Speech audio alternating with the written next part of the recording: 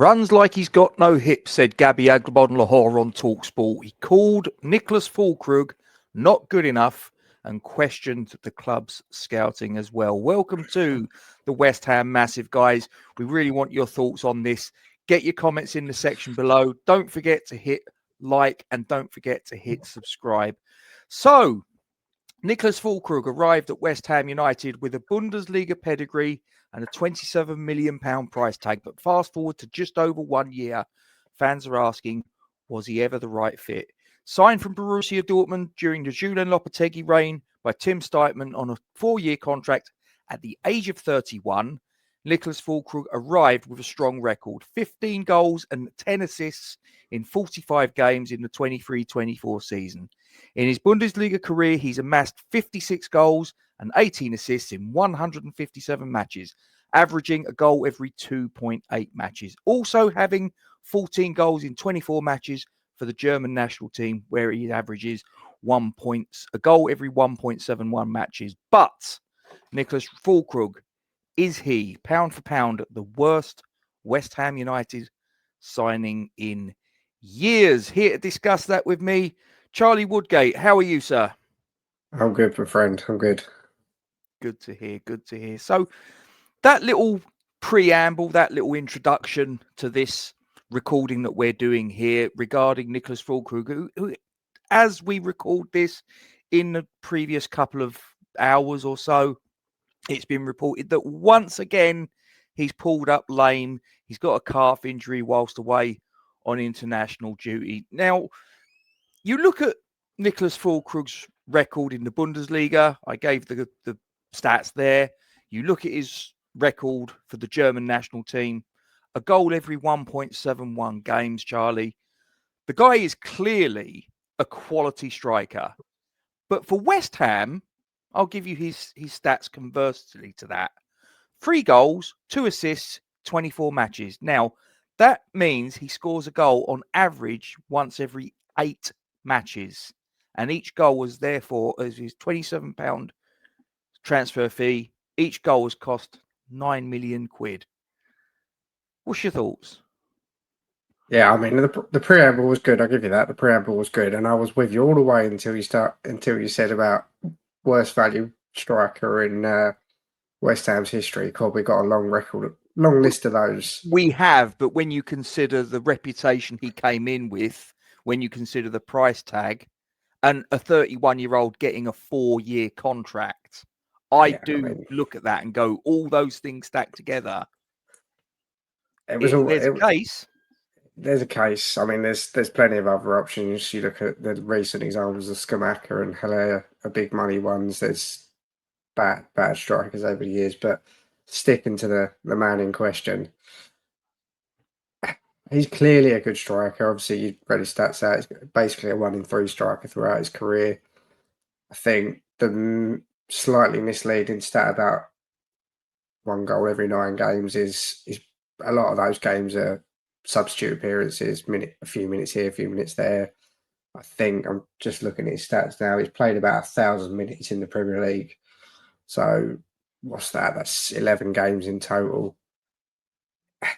He just doesn't play. And even when he does play, he started to play this season. And actually towards the end of last season, start of this season, I was starting to get a bit of hope, feeling a bit more positive about him.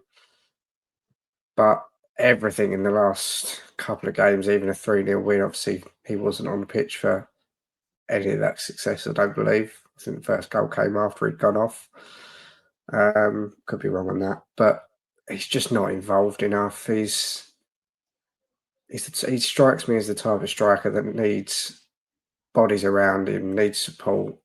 He does a lot of dropping deep, so he needs people to get forward. Potter doesn't play like that. Lopetegui was just a mess, and I'm not sure how much.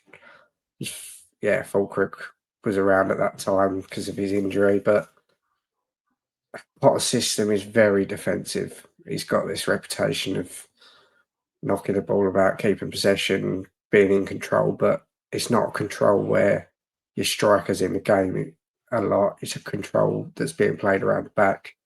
And to me, he's just been isolated. I think to give him some credit, I think if there was a 90th minute 1-on-1 to get us a winning goal, who would I want bearing down on the keeper? Probably would be him, either him or Bowen. But I think even Bowen can be a little bit profligate at times. It's just That's so a that great word, Charlie. Great word. I've got to show me education at some points. Yeah, I think Bowen obviously is a very good goal scorer and is our best player by a million miles. But I think even against him, I'd probably say Fullkrug's a better finisher, goal scorer. Mm.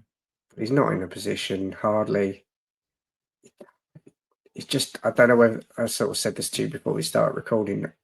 The question is it the system, the manager, the team, English football? Something doesn't suit and doesn't sit right with me at the moment, and I am starting to feel like it's going to be a bit of a waste of a transfer. And I think most West Ham fans would agree. Even myself, who didn't want Callum Wilson here in the slightest a few months ago, currently, would say Callum Wilson has to start the next game. And to be in that scenario, even if Fulkrug was obviously fit, which he's not. So, yeah, it's a shame, but do I think he's going to come good? Probably not. Was he ever a £27 million striker at the age of 31 when we signed him? No, I don't think anyone thought he was. I think there's Bundesliga experts and fans out there that have said as soon as he arrived that we paid a Premier League tax and he was absolutely never worth 20, 25 million, 30 million euros, whatever it was. And it was a bit of a bizarre transfer, if you ask me. Yeah, crazy, really. Do you think we have players in the squad? I mean, you referenced the Graham Potter way of playing, that it perhaps doesn't get the very best out of him. And as I say, this is clearly a very talented striker. As I say, you look at his Bundesliga record, you look at his international record. This is not a mug. I know he had a bit of a checkered injury record before he rocked up in claret and blue, but the fact of the matter is, you look at those stats and they're very impressive. You look at what's happened since he's come to West Ham, and it's very, very far away from that. But you mentioned about the defensive setup that Potter employs, not getting the best out of Niclas Fullkrug, and it might also be players that's involved. If you was looking at the West Ham squad, do you think we've even got the players to get the best out of him, or is it just a complete dead loss? It's a good question. Could you? I mean, we're never going to see it. He's never going to play it, and I'm not sure I'd want to see it. But would you get more out of him if he was almost in a two with Callum Wilson, and he was the second striker that did do a lot of the dropping deep, linking up potentially? I mean, I don't want to see it. Front two of two 30-plus-year-old big target men type players. I mean, I say that he's not really a target man because I don't think he's all that good in the air, quite honestly. He's just tall, which maybe that's just my own bias against tall people because I'm not one. But no, I think the more and more we see him, and we haven't seen him all that much, to be honest. He's obviously been out injured a lot. But the more and more we see him, it looks like it's just going to not work. I can't really see a way it works. Do you think that the player himself, as it's gone on, has become more and more frustrated, and it's diminishing returns as we go along because he's just getting more and more frustrated with his inability to mesh himself with the team, with Premier League football? There was obviously the situation that occurred after the Southampton game last season where he came out and, not to put too fine a point on it, was very scathing in his language. And it may well be that it was justified, but I think there's some people that might say that perhaps he crossed the line with actually coming out and saying that in the public domain.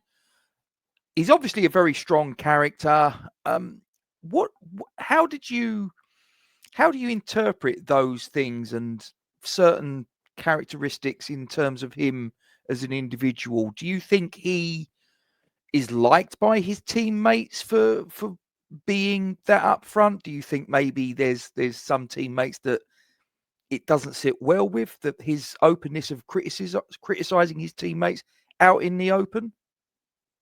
Yeah, I think there'll be a mix. I think you got different personalities in the squad. I think the likes of Bowen, the likes of Kita, a few others, some will probably take it as, well, fuck you, I'm gonna show you that I'm not part of that, like, shit, or whatever he called us.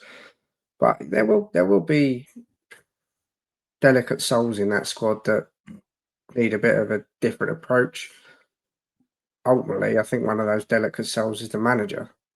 And clearly he didn't like the way he approached it. I think that's always put him up against it with Potter a little bit. So I don't think he's necessarily his favourite person, which may see him come out of the team a lot quicker than maybe if he was one of the favourites, Mr. James Ward-Prowse. But yeah, I think there was a lot of people in that squad last year that probably wouldn't have liked it, but then we've seen a lot of people go out the door. So hopefully, most of them are gone now. He's obviously frustrated. He was frustrated at that point. He'll be frustrated that he can't keep himself fit. But hopefully, he needs to start doing the job that he's on the team sheet for. And if he doesn't, he'll be out of the team.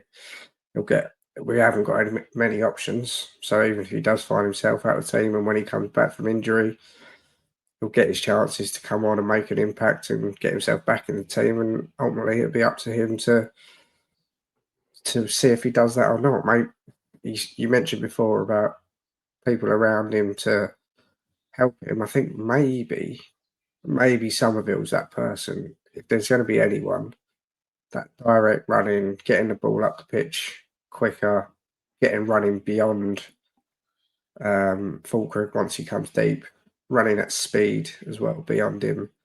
Because Bowen does the runs in behind, and we've seen the link up a few times, but he's ultimately not that quick. He's not rapid. Whereas Somerville, I think, is quite fast in comparison to the rest of our squad. And having that speed, but down that side with Somerville and Diouf, maybe that's a way of getting him in the game a little bit more. But will he get back in the team? That's up to him ultimately. Going back to the January transfer window, so middle of last season, there was quite a bit of noise that was attributed to Niclas Fullkrug, or at least people that represented him, that seemed to suggest that he wanted out and he would have been quite happy with a move back to Germany at that point. Now, obviously, that didn't come to pass, and he also didn't move on in the summer transfer window that's just closed. Do you think that that's something that either the player or the club ultimately may regret and might even revisit in the upcoming January transfer window if things persist like the way they are? Possibly, but I think it's a difficult deal to do. I think any deal for Fullkrug to move out and move away from West Ham, likely back to Germany, but this kind of applies to wherever he would go, whether it be Spain or Italy or whatever, probably back to Germany. I think West Ham would be looking to get a decent fee, get their money back, get a positive impact on PSR. He probably, obviously, 27 million was the rumoured fee. I doubt we've paid all that. He's made, what did we say, 20 appearances. 24 last I looked. Scored a handful of goals. We were unlikely to have paid all the add-ons. We've not had any success in that time. He's barely played. He's barely scored, barely assisted. So we've probably paid more like 20 million, I would guess. No inside knowledge, but I would guess that's what we've paid. Been it 4-year contract, 5 million a year. He's been here, what, 2 years? Well, it's just over a year now because we signed him in the Just over a summer year. last summer. Of course, yeah. So, yeah, it'd be a year and a half, say in January, or 2 years at the end of the season. So we'll be looking to get 10+ million for him just for that, so it didn't negatively impact PSR. It was obviously made a big deal. I think he made the deal himself, or made the comment himself actually when he came over, that he came over for the money. It was a big increase in his wages. Yeah. Well, he ain't going to give that up at his age, is he? Again, I'm totally guessing. Maybe I've got transfer market open in front of me. Maybe it's on there, but he's on 40,000-50,000 pound, probably 40,000 pound over in Germany. He's probably come over here on over 100 grand, maybe a bit more than that. Nice work if you can get it. Not bad, is it? But he's not far off retirement, and his body's not exactly giving him confidence that he's going to be sticking around for the next 5 years and playing top level football. So he's not going to want to lose out on his contract. Therefore, any move away from West Ham, he's either going to need to go to a club that can pay him that money, which is unlikely, or we're going to have to subsidise the contract, as we've done for what it seems most of our outgoings over recent years. I don't think it's an easy deal to do either for the club or for Fullkrug, so I kind of predict he'll be here for another couple of years. Maybe last year his contract will go out and we'll subsidise his new contract 50-50, something like that.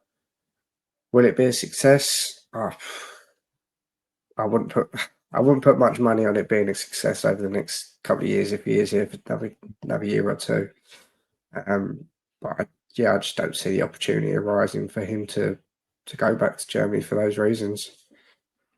If I go back to the beginning, I quoted Gabby Agbonlahor he was on the breakfast show with Alan Brazil a day or two ago, where he actually said about Niclas Fullkrug running like he's got no hips, said he wasn't good enough, said the club scouting was a little bit off kilter. On that last point, where the club's scouting was brought into question, and you look 31-year-old, injury record, 4-year contract, big wages, big transfer fee. What do you think? The club must have known that what they were getting, an injury-prone striker, a guy you're giving him a contract until the age of 35. What do you think they were thinking? And we could ask that question multiple times over with West Ham strikers, couldn't we? Andy Carroll. Yeah, but he wasn't 31. No, but he was very broken, even at that stage. I mean, it's always been a bit of a weird transfer.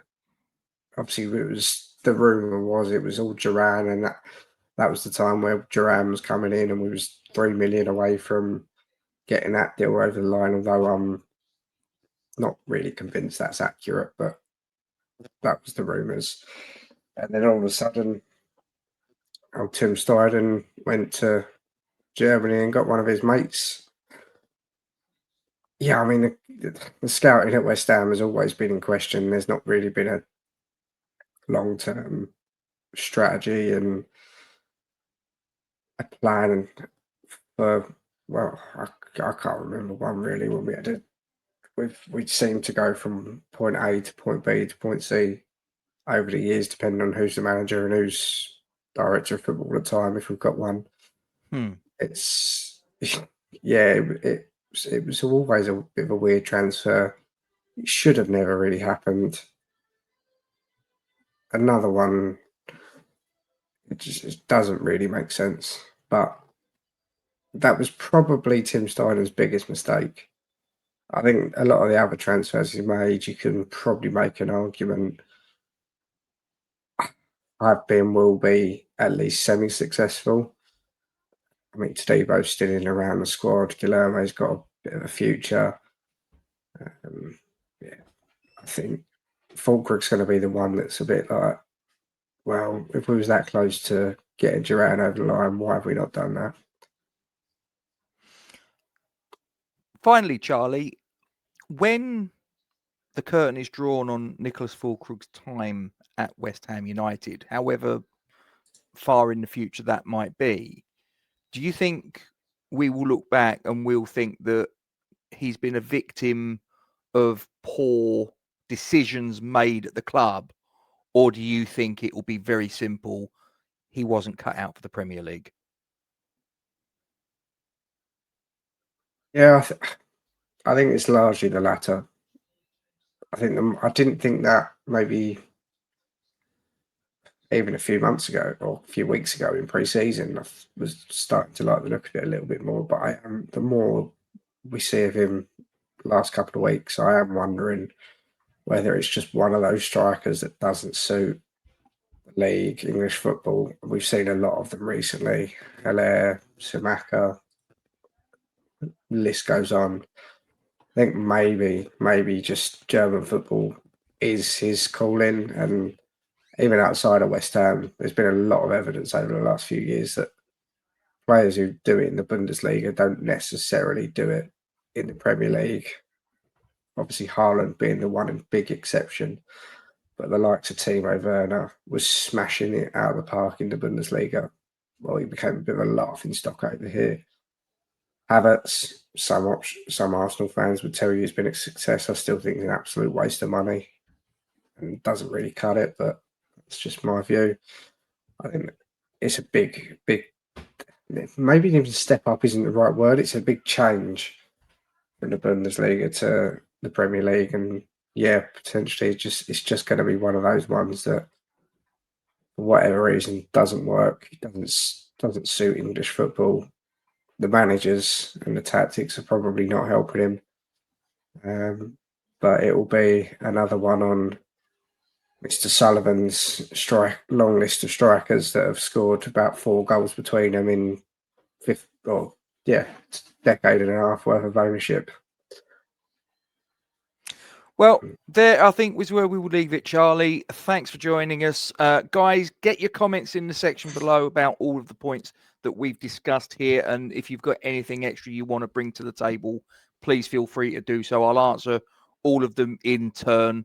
And please don't forget to drop a like on the stream. That's what helps push this content out to places it might not otherwise get. And just check at the bottom to make sure, are you subscribed? If you're not, please, if you could click that button, we'd really appreciate it. In the last 28 days, approximately 60% of the people that watched our content are not subscribed to the channel. We really like to move that number down, the subscriber numbers up. We're at 1530 last I looked. So it would be really good to try and sort of keep pushing through to go to the magical 1600s, the next waypoint that I've got in my head for the channel. So if we get your help on that, really would appreciate it. Doesn't cost you a penny. We don't have any of your data sensitive information. Helps to grow the channel. So what's not to like? Guys, we're going to disappear. Thanks for watching. Come on, you Irons.